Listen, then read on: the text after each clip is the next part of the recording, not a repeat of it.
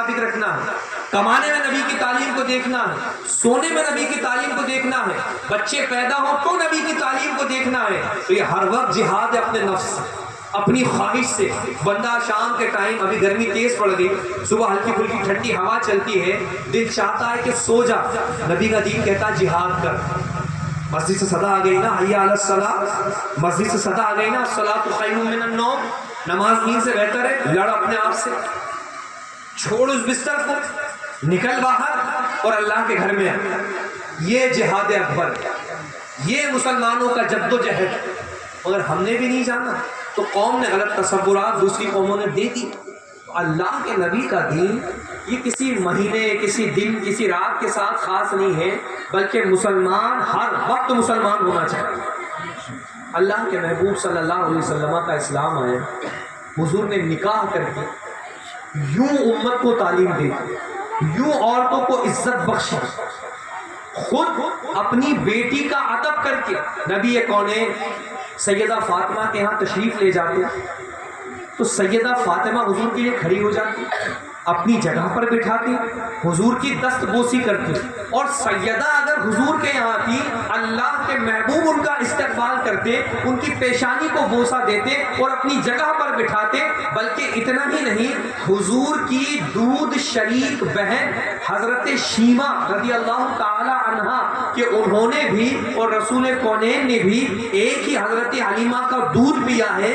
جب رضائی بہن، دودھ شریک بہن نبی کونین کے یہاں تشریف لاتی، حضور ان کے ادب میں کھڑے ہو جاتے. سبحان اللہ. صحابہ دیکھتے رہ جاتے، اللہ کا نبی کس خاتون کی آمد پر کھڑا ہو گئے. یہ عورتوں کو عزت اسلام نے دی. وہ حقیقی بہن نہیں ہے، وہ بیٹی نہیں ہے، وہ ماں نہیں ہے، صرف ایک عورت کا دودھ پینے میں شریک ہیں. نبی کونین انہیں عزت دیتے. حضرت شیمہ کو نبی کونین فرماتے تم چاہو تو ہمارے ساتھ رہو، تمہارے تمام اخراجات ہم اٹھائیں گے، اور اگر آپ اپنے طور پر رہنا چاہو تو انہیں اونٹ دلوائے جاتے، بکریاں دلوائی جاتی، مال دلوایا جاتا. اور نبی کونین اس دینے کے بعد میں بھی حضور کی آنکھوں سے آنسو ٹپکتے. یہ حضور نے عورت کو مقام دیا، بیٹی ہونے کی حیثیت سے، بیوی ہونے کی حیثیت سے. اور حضور ہی کی تعلیم پر عمل کرتے ہوئے صحابہ کا کردار دیکھیں. زمانہ امیر المومنین عمر فاروق اعظم کا ہے.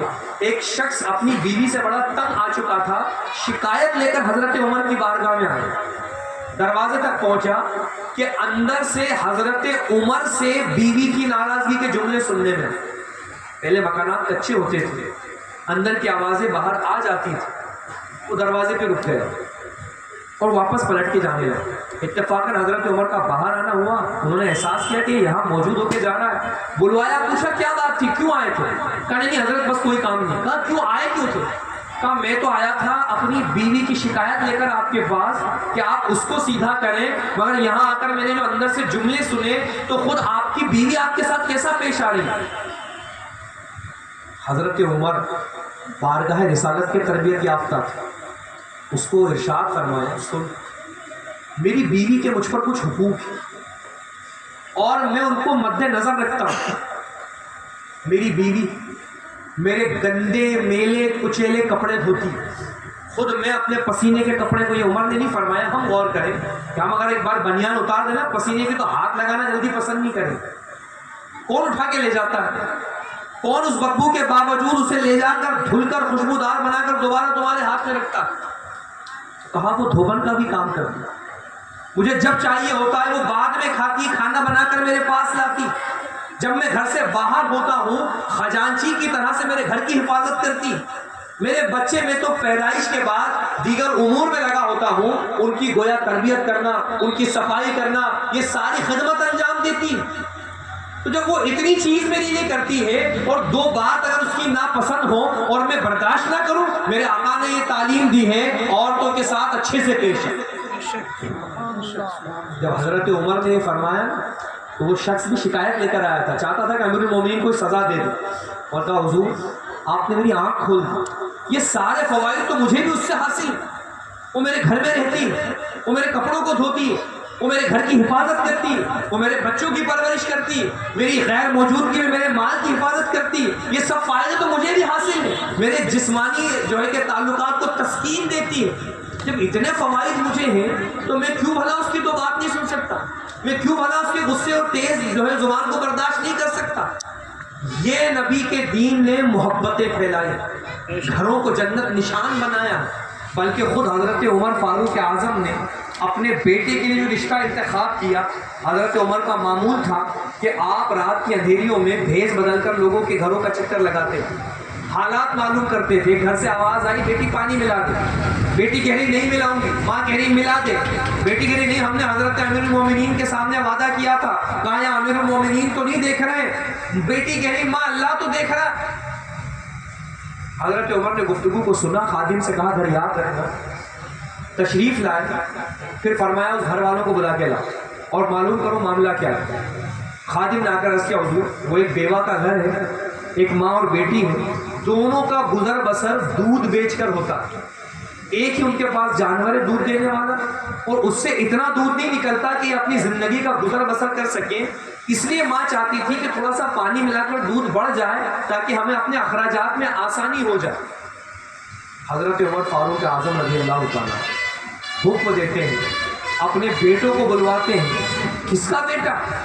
امیر المومنین کا بیٹا، جس پر پورے مسلمانوں کی اطاعت کرنا، مسلمانوں کا اطاعت کرنا لازم ہے۔ وہ فرماتے ہیں کہ میں نے ایک رشتہ دیکھا ہے اور تم میں سے جو چاہے وہ اس سے نکاح کر لے۔ نبی حضرت عمر فاروق اعظم کے شہزادے تیار ہوتے ہیں، اب اس گھر کا اندازہ کر لیں کیا جہیز ہوگا، کیا گھر میں سامان ہوگا کہ دودھ کی فروخت سے ان کو کھانے کے لالے پڑے۔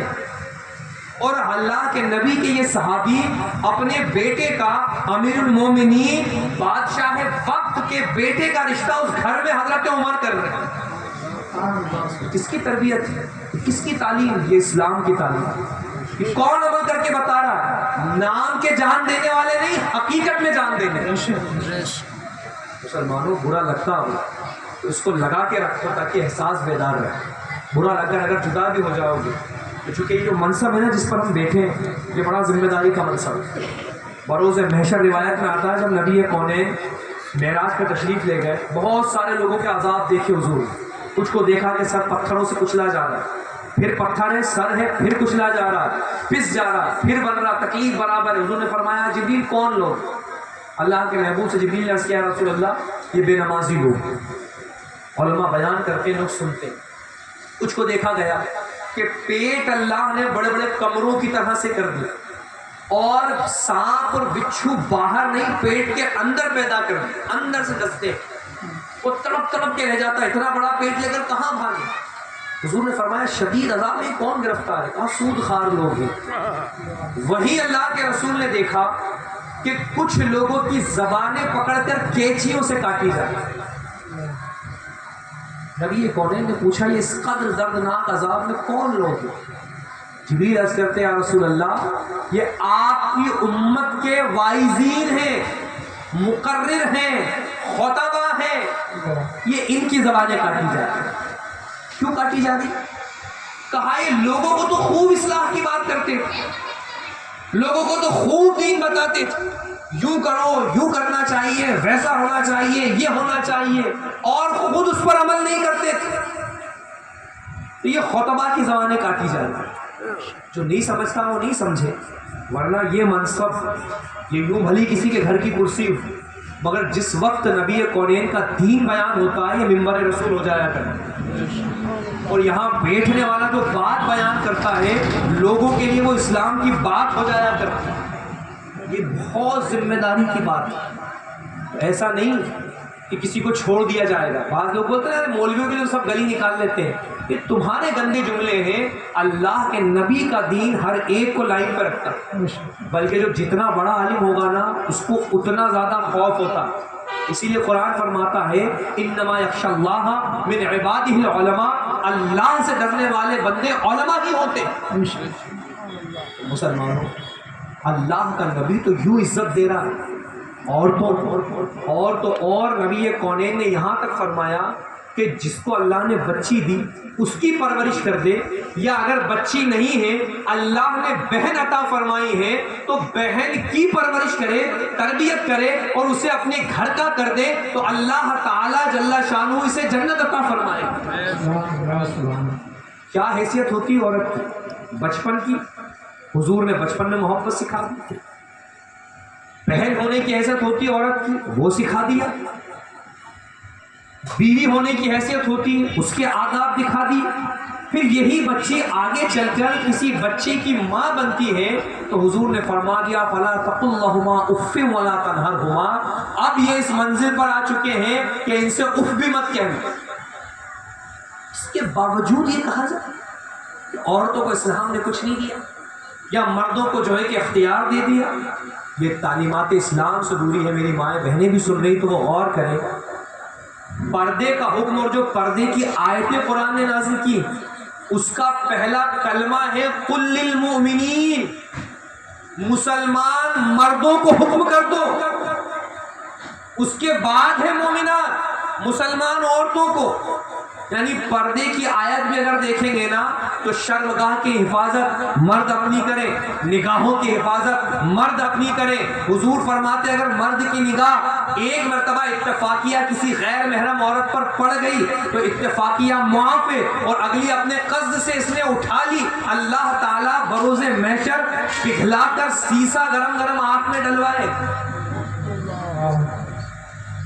عورت کا چونکہ جسم اللہ نے ایسا عطا فرمایا ہے کہ وہ حیات چھپانے کی، اور آج جتنی عزت لوٹنے کی خبریں آتی ہیں اس کا سبب کیا ہے؟ وہ بچی تیار ہو کر سج دھج کر اپنے جسم کی نمائش کر کے باہر نکلے، شیطان شر دلائے گا، عزت اس کی لٹ جائے گی۔ مگر وہی اسلام نے جس ایک لباس کے اندر عورت کو کیا تو نقصان نہیں بلکہ اس کی اسی عزت کی حفاظت فرما لی کہ ایک ڈھیلے ڈھالے برقعے کو پہن کر اگر کوئی خاتون گزر جائے تو شہوت پرست گندی نگاہ والا بھی دیکھتا رہ جائے، وہ غور کرے گا پتہ نہیں اندر بوڑھی ہے کہ جوان، خوبصورت ہے کہ بدصورت۔ تو وہ جو ناجائز شہوات پیدا ہونی چاہیں گی وہ کپڑا اس میں آڑ بن جائے گا، یہ بھی گناہ سے بچ جائے گا، اس کی بھی عزت بچ جائے گی۔ تو اسلام کے پردے نے عورتوں کو عزت دی، شریعت نے عزت کی حفاظت فرمائی، اور آج اسلام ہی کی تعلیمات کی وجہ ہے۔ کبھی اخبارات پڑھ کے دیکھیں اور نہیں ہو تو کسی پڑھے لکھے سے معلوم کریں، آج کیا کیسے سارے ہیں؟ چچا نے بھتیجی کے ساتھ ریپ کیا، باپ نے بیٹی کے ساتھ ریپ کیا، لسٹ نکلوا سکتے ہو آپ، ساری چیزیں آن لائن بھی ہیں اور جو ہے کہ مینشن بھی ہیں۔ خوشی ہوتی ہے دل میں کہ جب ہم ان حادثات کے مجرموں کو پڑھتے ہیں تو وہ اسلام کے ماننے والے نہیں نکلتے، اور کر رہے ہیں اسلام پکے شہوت پرست گندے دماغ کے لوگ بھی، مگر الحمدللہ بیٹی اس کے ہاتھ سے بچی رہتی۔ کس کی تعلیم؟ اور کون ہے جن کے یہاں بیٹیوں تک کی عزت باپ سے محفوظ نہیں، چچا سے محفوظ نہیں؟ اسلام نے کیسا پیارا نظام دے دیا، باپ کو محرم بتا دیا، عزت کا محافظ بنا دیا، بھائی کو محرم بتا دیا، عزت کا محافظ بنا دیا، خالہ کو محرم بنا دیا، پھوپھی کو محرم بنا دیا، اور غیر محرموں کے بارے میں بتا دیا کہ آنکھ اٹھا کے مت دیکھ لے۔ اگر مسلمان مرد اسلام کے اس پردے پر عمل کرتے، عورت فخر سے کہتی کہ 1000 جگہ میرا شوہر چلے جائے میں ڈنکے کی چوٹ پہ کہہ سکتی ہوں کہ وہ میری وجہ سے نہیں، مگر وہ اسلام پہ عمل کرتا ہے، وہ کسی کے اوپر بدنگاہی نہیں کر سکتا۔ تمہارا ایک کردار تمہاری عورتوں کے دلوں میں تمہاری عزت بڑھا دے۔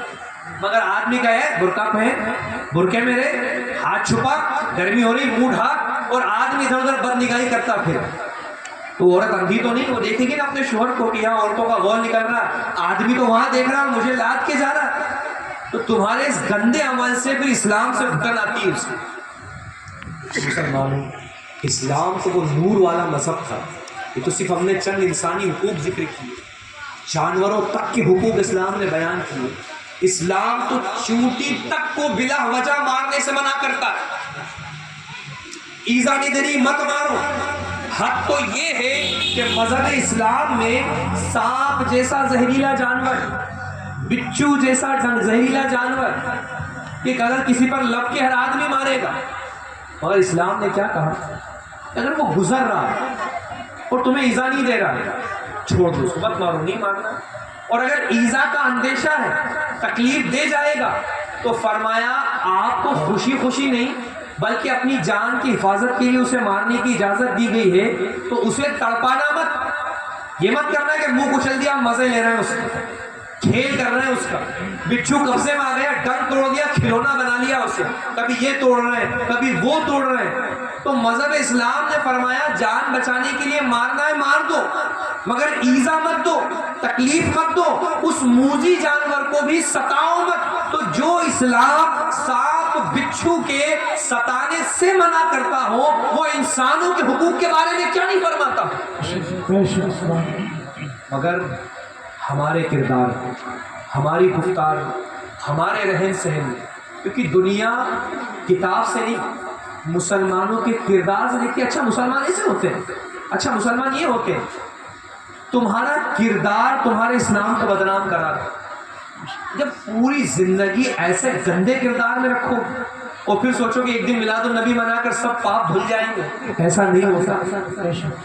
کوئی یہ نہ سمجھ لے کہ ان چیزوں کی اہمیت عظمت نہیں، بالکل، مگر اس کا یہ مطلب بھی نہیں ہے کہ یہ کر کے تمہارے وہ گناہ معاف ہو جائیں۔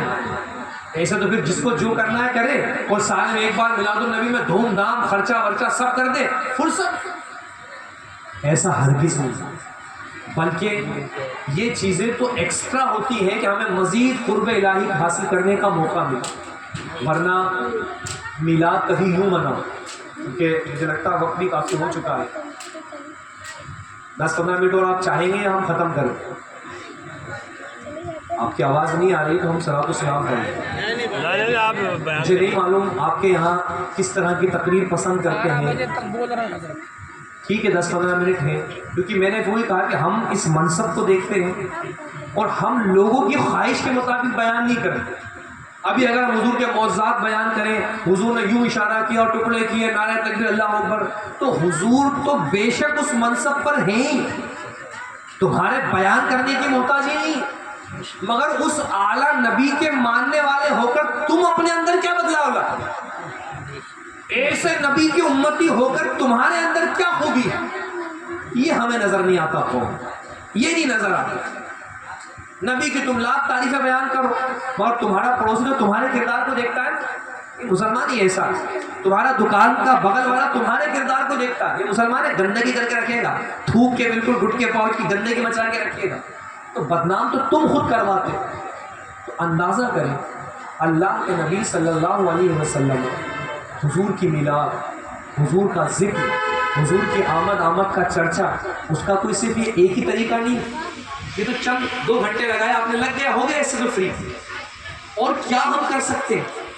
تو کم سے کم لوگ یہ کوشش کرتے ہیں کہ یار جو بھی، کیونکہ ہم دیکھتے ہیں بہت سارے بینرز ہوتے ہیں نیچے، فلانی انجمن، فلانی تنظیم، فلانی کمیٹی، فلانا گروپ، یہ سب چیزیں ہوتی ہیں، لڑکے نوجوان بوڑھے سب ہوتے ہیں۔ اس میں کیا ہوتا ہے؟